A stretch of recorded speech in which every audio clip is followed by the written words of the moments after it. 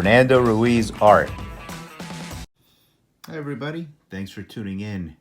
And this is another very special video where we go back into the vault and we look at the archives. I've done this before, and I have found another folder full of my old papers from my Archie Comics days. This is full of scripts, sketches, all sorts of things. I've only done like a quick skim of what's in here, so a lot of this stuff I'll be looking at really in depth for the first time as we look at it together. So let's see what we got here. Now this is an actual Archie script. This is what the writer writes, and in our case it's what we call the storyboard format, where the writer actually scribbles out. You can take a close look at it there. He actually scribbles out the action. So this one was written by the great George Glatter. George wrote for Archie Comics for many, many, many years. He was the co-creator of Sabrina, the Teenage Witch, and he was working even after he passed away, because he had submitted so many scripts into Archie Comics. I was still drawing his scripts even after he passed. But that's, you can see, those are George's stick figures. He goes in with a little crayon too to help differentiate. There's a little orange on Archie's head and a little yellow on Betty's head, so we could tell her from Veronica. There's Reggie.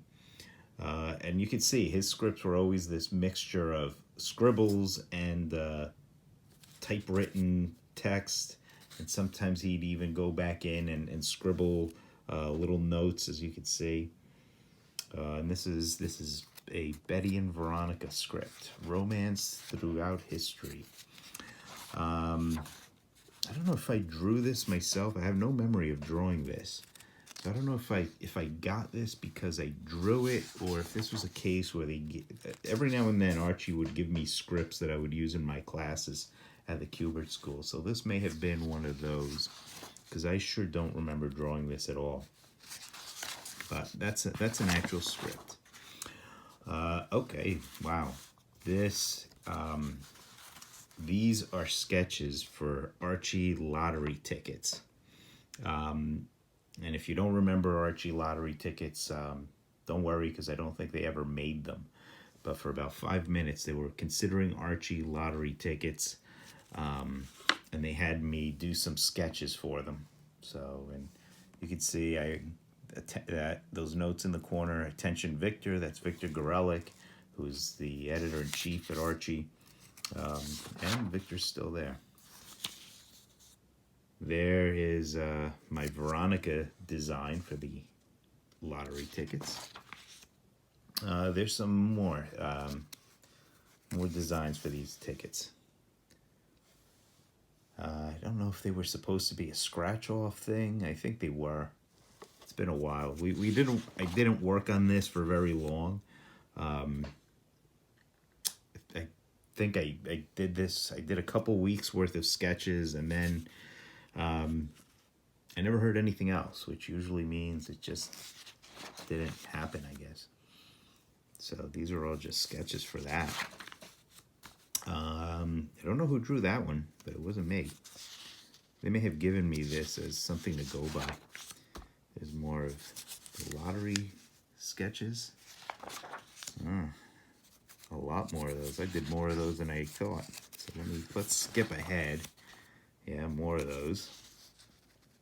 I didn't remember making this many, because as I said, I didn't work on that for very long before it just ended up going nowhere. I guess we did go through some revisions.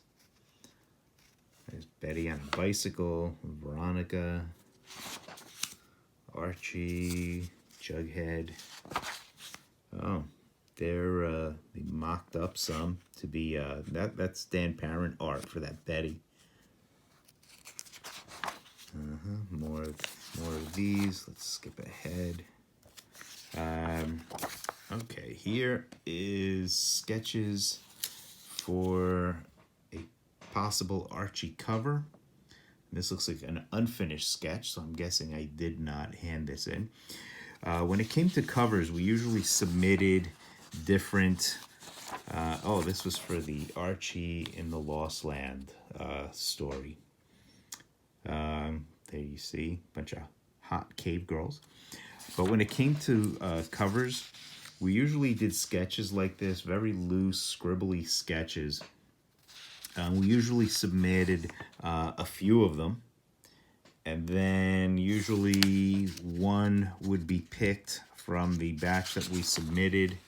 I think this may have been the winner.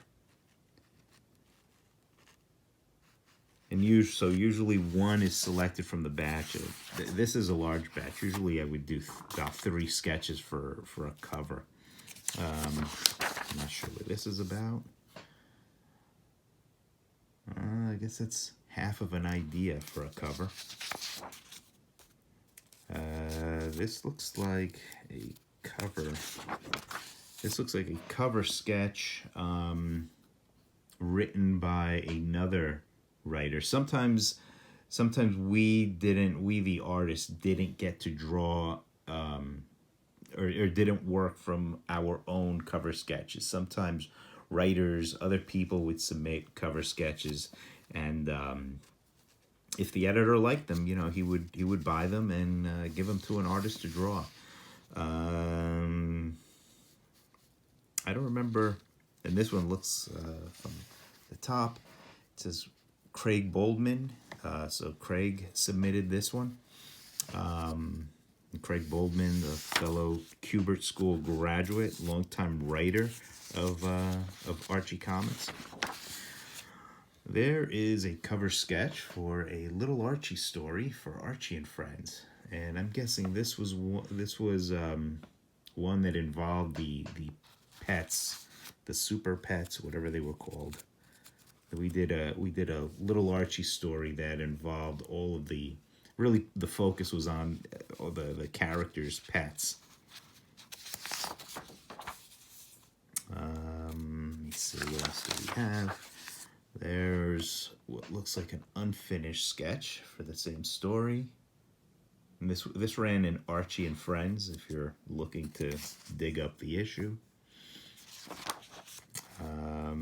This looks... Let's flip this over. Oh, there's a cover sketch. I remember doing this one. This sketch was not picked. For whatever reason, we were doing sketches of Betty with wacky hairstyles. There's another cover sketch. I don't remember doing this one. Here are some Xeroxes of my Sunday strips. I worked on the Archie newspaper strip for its final 5 years of original material. So I did a lot of dailies and a lot of Sundays. This would be one of the strips that would appear on Sunday. So that was a fun job.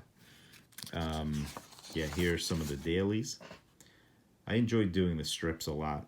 The strip is still out there. I don't know if any papers run it, but it is totally in reprints now. So all that you see are just old recycled strips now.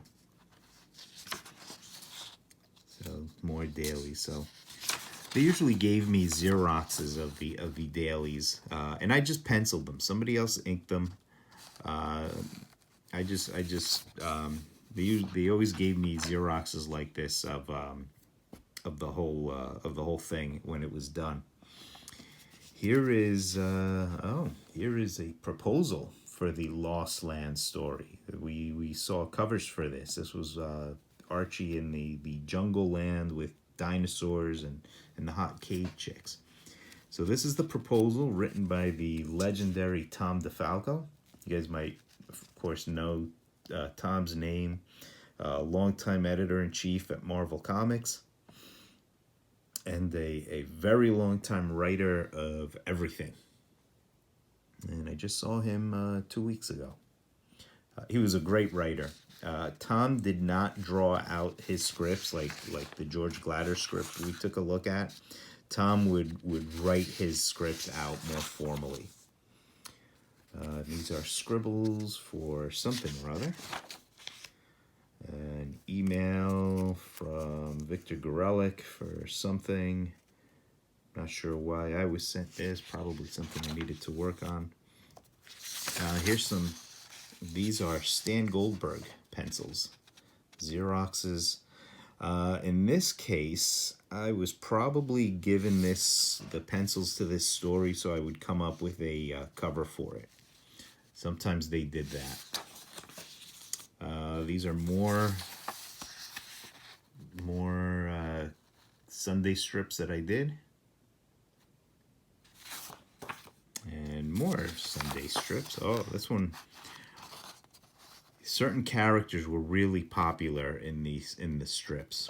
One of the great things I miss about the strips is just being able to sell the originals, and because they were a very popular item. You know, I could sell them cheaply. They display nicely, and people loved hot dog strips.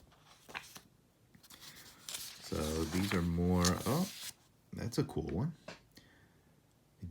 I think this one was rejected. I don't remember the theme of it.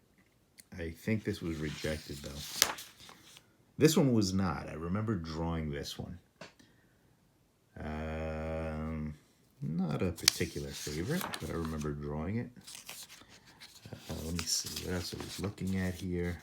More cover sketches. There's a Jughead cover sketch. I think this may have been for one of the last issues of Jughead. Yep, this was that final Jughead storyline. Some sketches of Archie and Jughead. More cover sketches for Jughead. Yeah. So we have, there's a Pure Heart the Powerful cover, and this was for Betty. This may have been for the final original issue of Betty. And if I remember right, Betty ended up flying in front of Big Ben. And the Betty comic continued for a couple more issues as a reprint book. But I think the last original issue of Betty featured, I think I did the cover for it, yeah. And there's another one, another version, that same cover. So we have a lot of cover sketches here. Oh, I remember doing this one too. This was for, I think it was a Twilight parody, you know, the vampire stuff. More of those vampire stuff. Oh, here is this. They gave me as reference for a proposed Josie and the Pussycat costume change. I don't think we ended up using it, but they did give it to me to I guess follow, but I don't think it ever really went anywhere, which may be for the best. We did, however, use these cheerleading uniforms. I was given this too to follow, and I did draw this on at least a cover, and for a while afterwards, I always just used it whenever Betty and Veronica turned up in a cheerleading uniform. All right, so there's more here, but I don't want to lose everybody. I hope you guys enjoyed this walk through memory lane. There's a lot more. If you enjoyed it, please let me know in the comments below, and I'll be happy to take another peek into the files again. All right, thanks a lot for tuning in and indulging me, and I hope to see you guys next time. Bye-bye.